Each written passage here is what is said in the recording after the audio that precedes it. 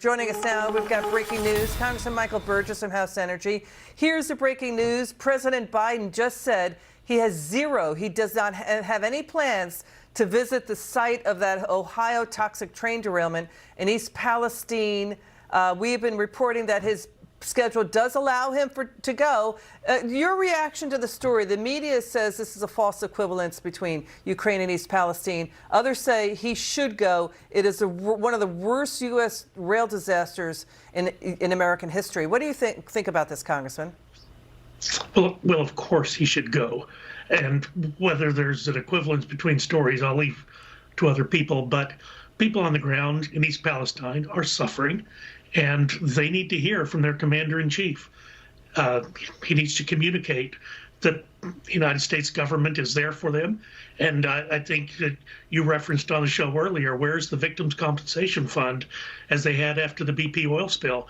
That should be established, and it should be up and running, and people should be able to make draws on that because, their lives and livelihoods are going to be suffering.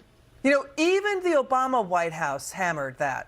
Even, when GM had their problem with the ignition defects for their cars, there was a victims' compensation fund. There was one on the Volkswagen diesel fuel problem. Yes. So why is this White House so stubborn about not going to East Palestine? Again, you'll have to ask them. It's the right thing to do. I mean, former President Trump showed up because he saw how powerful those images would be, and I think he's right. I think they were. People need to be heard when something like this happens to them. They want to know that their government is actually paying attention to what's going on in their lives.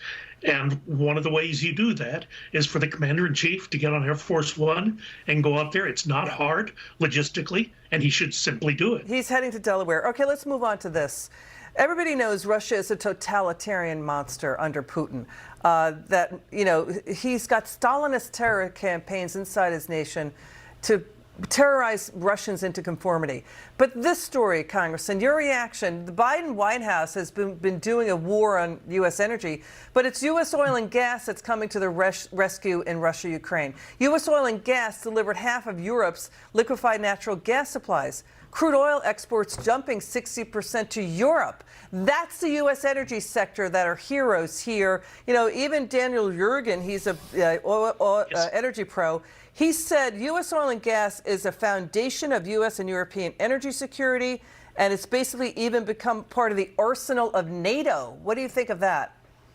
Oh, I think he's right on the money with that. Look how quickly they were able to establish some offshore loading ramps in Germany to get liquefied natural gas into the country.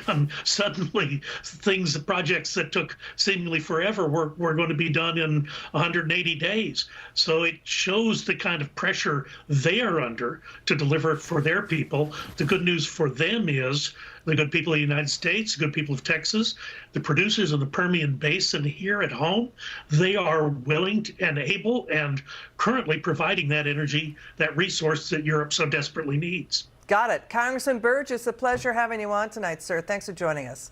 Good deal. Thanks, Liz.